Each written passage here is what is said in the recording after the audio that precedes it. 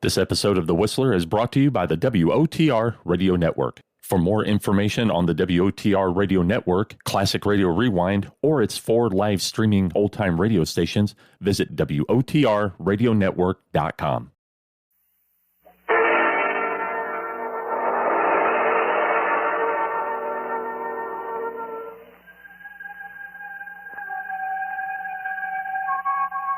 Good evening. This is Peter Lorre. Welcome to another performance dedicated to the shadier side of life, the mysterious, the criminal, the oftentimes murderous side of life. Oh, please understand that this is not that life can be beautiful or love thy neighbor. Oh, no, no. No, my friends, this is the Mystery Playhouse.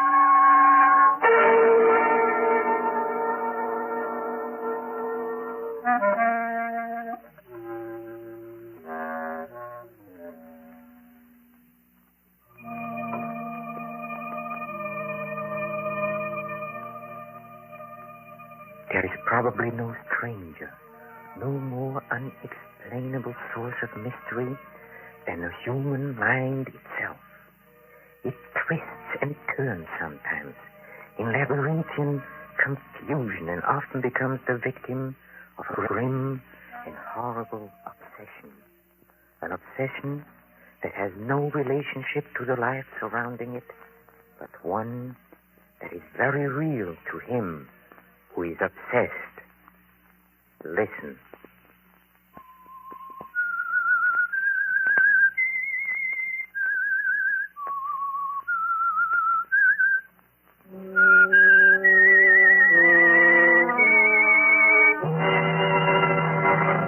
I am the Whistler. And I know many things, for I walk by night. I know many strange tales, many secrets hidden in the hearts of men and women who have stepped into the shadows. Yes, I know the nameless terrors of which I dare not speak.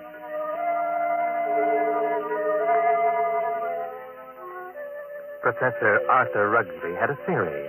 Professor Rugsby is a psychologist, and this is his theory. I contend that a person who has decided to kill himself can very easily be turned from this desire to the desire of taking the life of another. I can prove my theory, and if necessary, that is what I will do. Do you agree?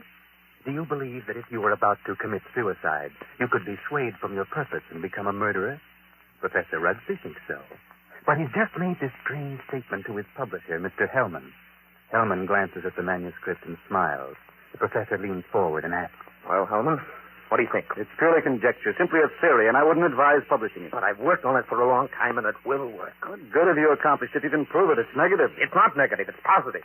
I know it. It's so silly. Fancy, an ordinary human being has suffered reverses, is sick of it all. He wants to leave it all behind him. And you say he can be changed to want to kill somebody else. I do. Self-destruction and the destruction of other life are closely related in the mind. It's like, well, a hair's breadth. The dividing line is infinitesimal. It's ridiculous. You won't publish it? Rangy would fire me. Why?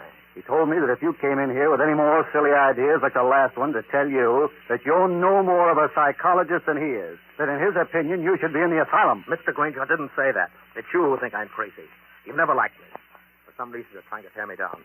Well, we'll see, Mr. Hellman. We'll see. Wait a minute. I'll show you whether my works are illogical. I'll show you. Oh, calm down. I'm going to make you eat those words. I'm going to prove my theory, and then I'll bring it to a conclusion, and you'll know that my theory's sound. Good night.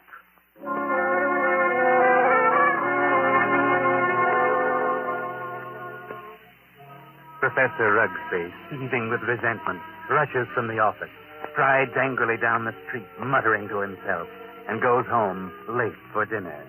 He finds a note from his wife, Myra, saying she's decided to go to the opera and will be home around 11:30. Then he gets an inspiration. He will find a subject for his experiment. So he goes to the bridge over the deep canyon, the bridge called Suicide. And strangely enough, he hasn't long to wait. As he stands against the railing in the fog, a figure appears a few feet beyond, studies the distance below. Wait a minute. Huh? That's very silly. Let go of me. Oh, no, I couldn't do that. I need you. Get away. Look, it's 500 feet to those tracks below. Hard steel rails, and don't believe what you heard about not knowing what happened. Let loose. People don't always die instantly. They live in agony for minutes and sometimes for hours. It's a horrible death. I know. How do you know? I'm a doctor. Doctor? Yes. I can tell you much simpler ways, much less painful ways, and quicker. You're a nice-looking girl, an intelligent girl. Maybe after I've talked to you a while, you wouldn't want to do this at all. No. Maybe a few minutes' talk will change the entire picture for you. What could you do to help me? There's a motive back of your wanting to do this, and I'd like to know what it is. Nothing to it. Haven't you any relatives, any loved ones you'd like to do something for? Yes. If you talk with me for a while, maybe I can find a way clear to help. Oh, you sound crazy to me. Oh, no. I may be many things, but I'm not crazy. All right, I'll talk to you. Where? My apartment. I might have known. No. I'm serious. I really want to talk to you. All right, I'll take it.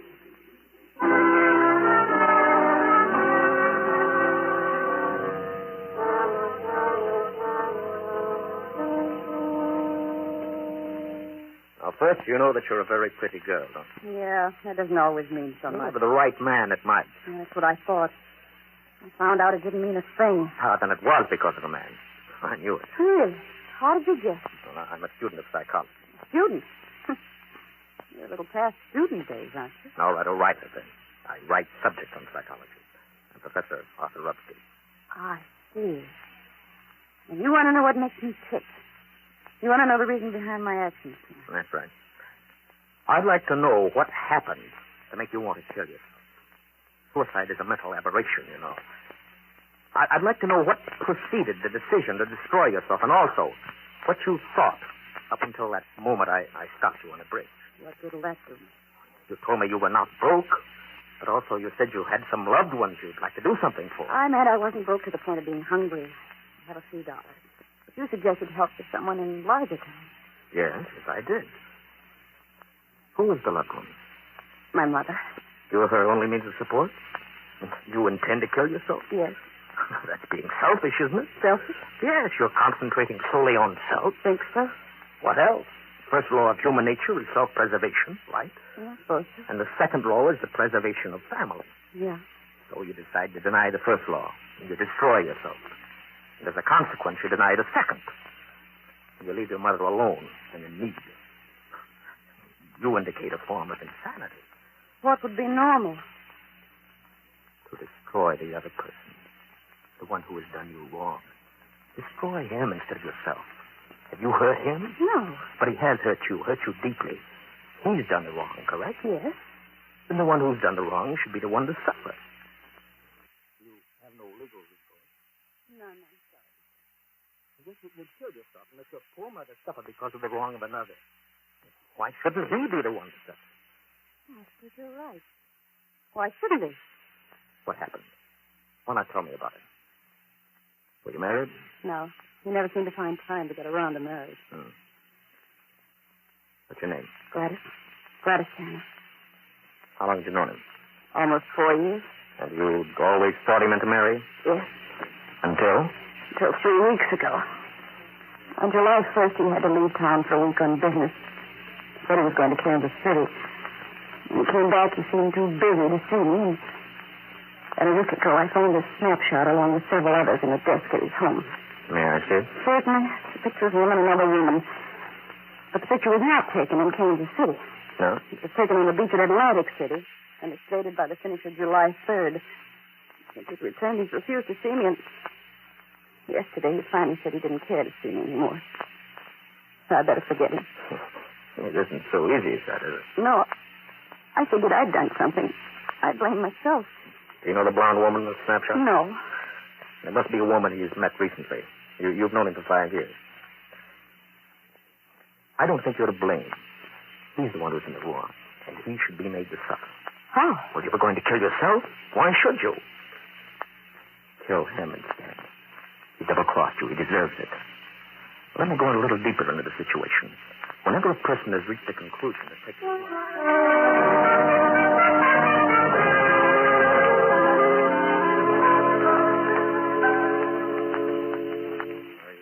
Sure you made up your mind, Miss Stanley? Positive. Now, if you're careful, you won't be caught. But whether you are or not, I'm giving you this check for $1,000. Made out of cash. To be sent to your mother only after the man's dead. Write his name on this pad. There you are. Now, I don't know what's happened with the newspapers. I'll withhold payment until I learn that you've gone through with it. It'll happen tonight. Very well. Now, you're sure you're determined? Absolutely. Nothing could stop me. Now, I'll tell you my reason for this. I'm a psychiatrist. I've had a theory that a person bent on suicide was akin mentally to a person bent on murder, and that the difference between the two was so slight that the suicidal desire could easily be changed to the homicidal desire. And that's what's happened to me? Exactly. Well, now that I know what you're getting at, suppose I change my mind again. Yeah, you won't. I know. Here's a small revolver. It'll fit easily into your purse. That's all you need. Wipe your fingerprints off and leave your gun near the body. Well, goodbye, Dr. Rooksby. Goodbye, Gladys. And good luck.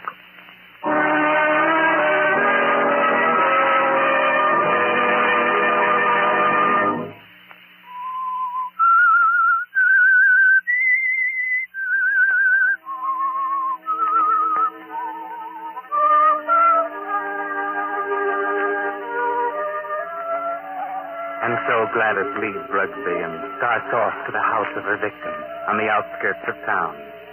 Rugsby stands for a while lost in thought, then takes his hat, steps into the street, and 20 minutes later he stops his car a block from Hellman's bungalow. Remember Hellman, the editor who ridiculed the professor's theory?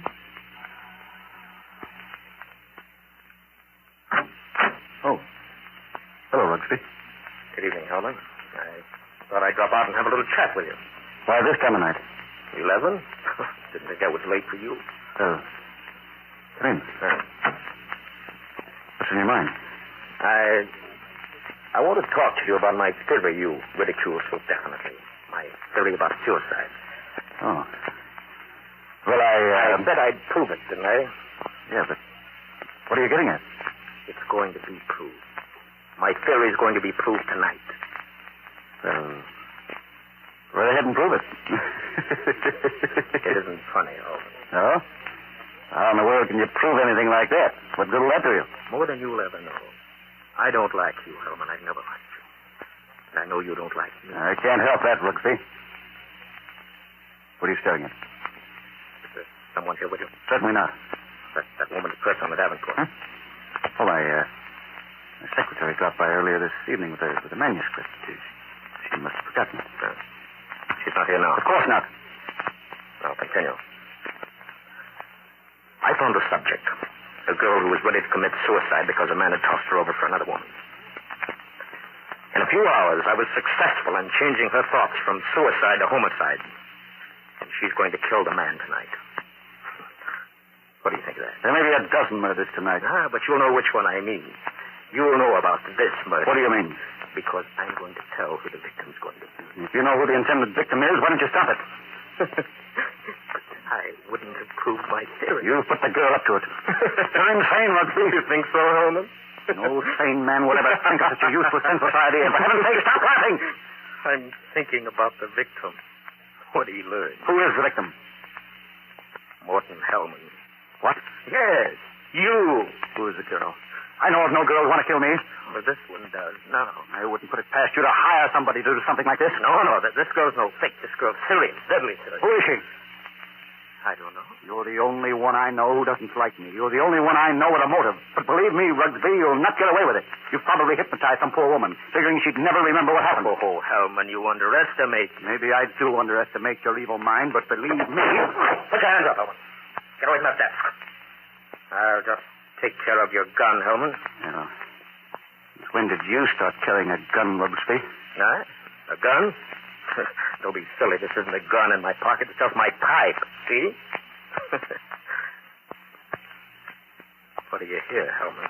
Nothing. Oh, I heard it, too. Sound on the porch. Well, I'll leave now. Back way. I'll put your gun in the kitchen. Don't look so anxious. I'll be very careful to remove all the fingerprints. You insane fool! Fancy. You Hellman.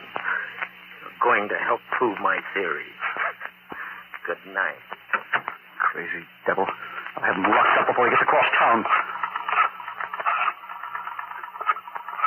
Good evening, Mr. Hill. What? How did you get in here? Through the patio door. What do you want? I wanted to talk to you. You sure that you're not under the influence of someone? What a strange question.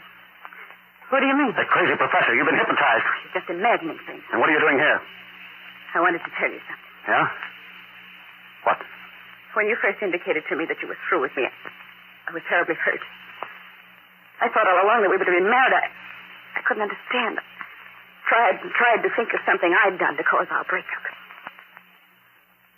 I happened to find a snapshot in your desk. Snapshot? Take a look at it. Kansas City? No. Atlantic City, New Jersey. You and a blonde. And the date is stamped on the back. Business trip. Yeah? What about it? I just wanted you to know that you weren't so slick. I wanted you to know that I knew about the blonde. That I knew you'd lied. Now that you've told me, what good does it do you? A lot of good. First, I thought you came here intending to kill me. Well, goodbye, Morton. And good luck in your new venture. Thanks. What venture? This one. Gladys. Gladys!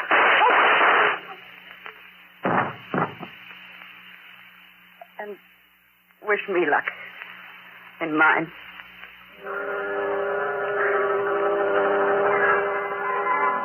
And Gladys stands staring for a moment at the body. Then she wipes off the gun, drops it to the floor, takes the professor's check from her purse, steps to Hellman's desk, takes pen and paper, calmly writes a note, puts it with the check into an envelope, addresses it, stamps it, turns out the lights, and steps quickly out the door and down the street. At the corner, she pauses, drops the envelope in the mailbox, and disappears. Well, Professor Rugsby, there you are. You heard the shot. The perfect crime. You can go home now and go to sleep. Myra.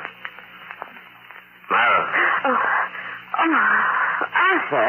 What are you doing asleep on the Davenport? You know what time it is? Oh, must be after midnight. I've been waiting for you. Where have you been? I walked around downtown for a while. I dropped into the club for a nightcap. How's the opera? Oh, fair. Nothing to brag about. Who sang the lead? Belchiati. He wasn't very good. Belchiati? Yes. He's a poor old fellow. A fellow? I thought they were doing Aida tonight. No. They switched because someone was ill. I just as soon as stayed home. Yeah. Have a nightcap, Myra? No, thanks. I'm tired. I think I'll go to bed. I'll be along presently. Good night. Night.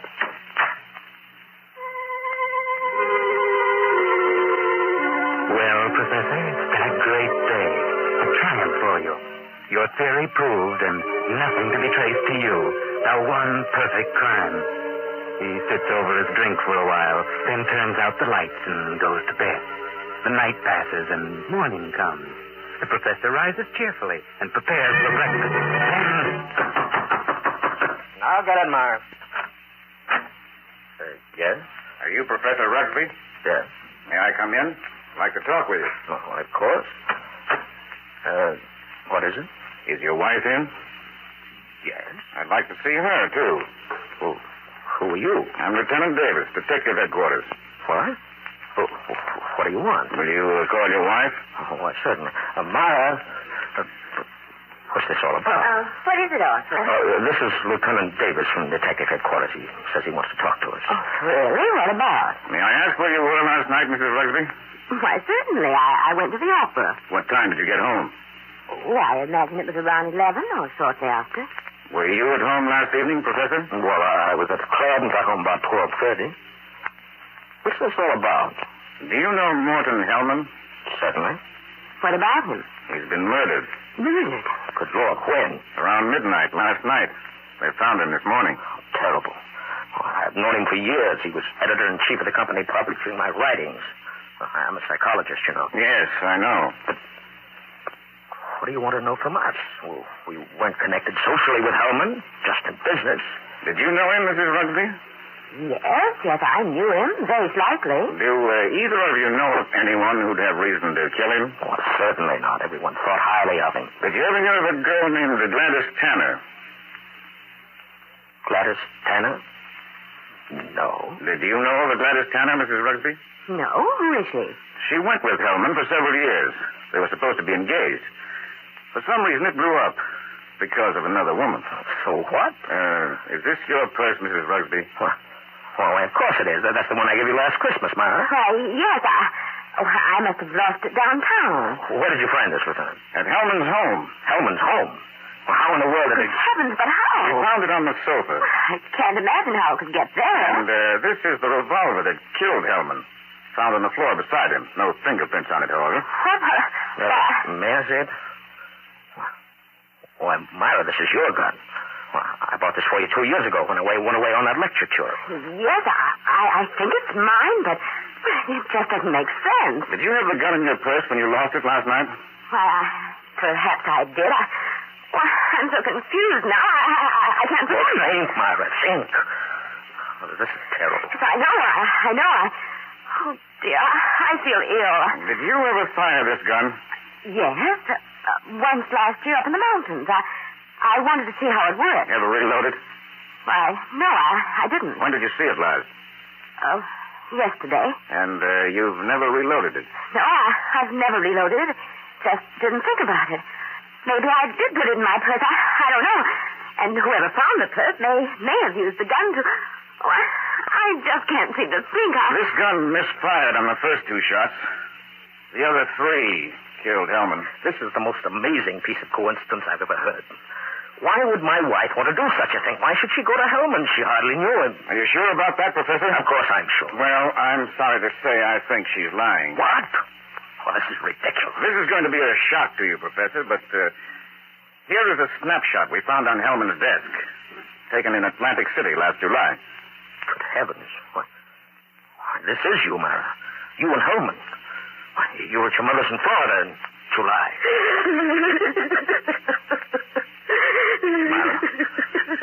Myra, look at me. What does this mean? I can't.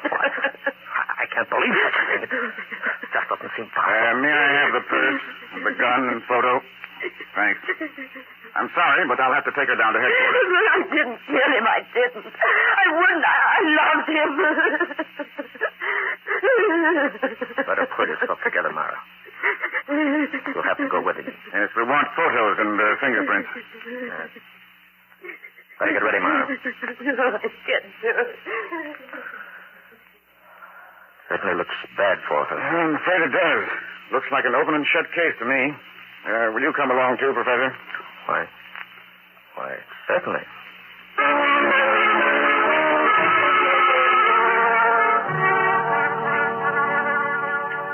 Now, it's several hours later at police headquarters.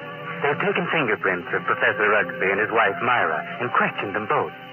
And Rugsby is just about to leave with a gloating smile on his face when an officer steps in and speaks softly to Lieutenant Davis. Lieutenant. Yes, Rankin? I stayed at Professor Rugby's place, as you said. Look things over. And a few minutes ago, this special delivery letter came for the professor. This'll knock your eye out. Read it.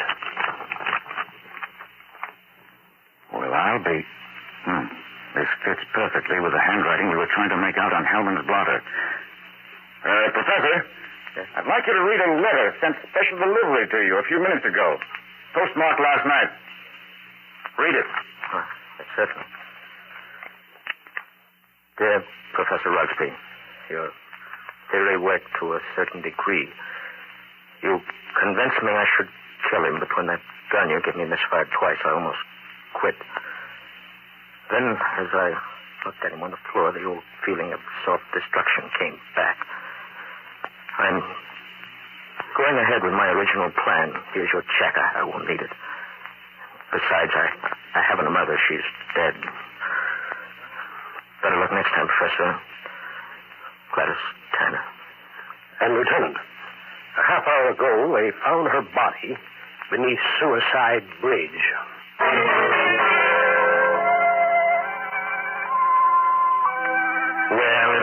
worked out beautifully for the professor, up to the point where he changed his plans.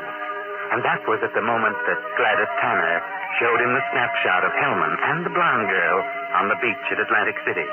The professor wasn't really going to let the girl kill Hellman, but when he saw the snapshot and recognized the blonde as his wife, Myra, he started to change. And when he visited Hellman before the shooting and recognized his wife's purse, he was doubly determined to see Hellman killed and place the blame on his wife, Myra. Yes, it would have been a perfect crime, perhaps, but he sacrificed his theory for revenge. The whole thing backfired and caught him. The girl wished him better luck next time. There won't be a next time. Not for the professor. I know.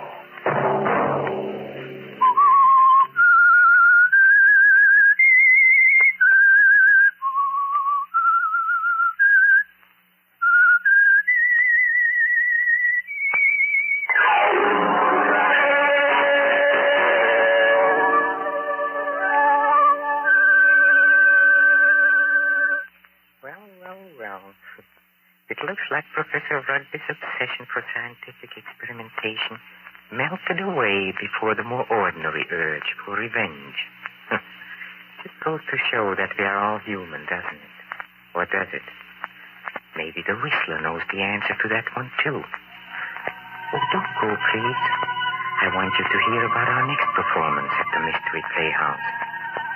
Come with me to the green room where our players are rehearsing. Come.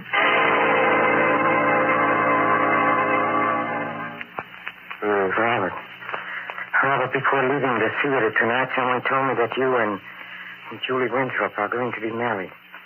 True? Yes, we'll be married in 2 weeks, right after my wife gets a decree in Reno. You must not marry Julie.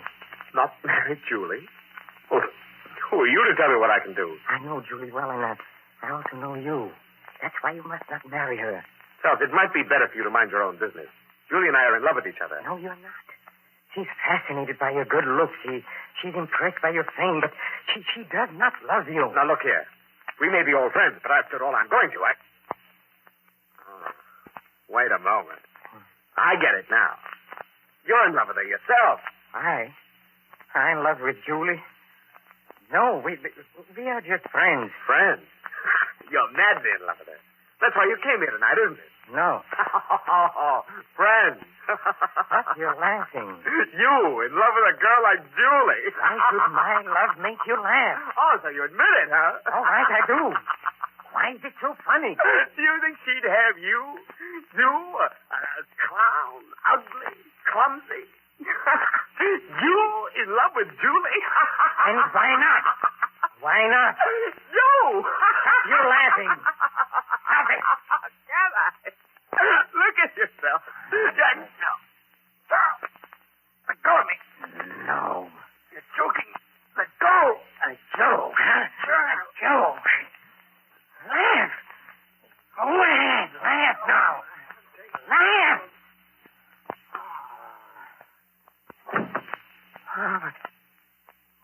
Robert. I didn't mean it. Robert. Lord, what have I done?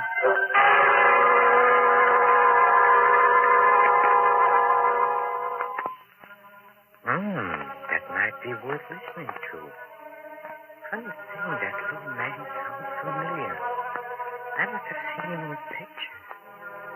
Anyway, the scene you just heard is an Inner Sanctum mystery and will be our next performance. This is Peter Lorre closing the doors of the Mystery Playhouse. Good night. Sleep tight. This is the Armed Forces Radio Service.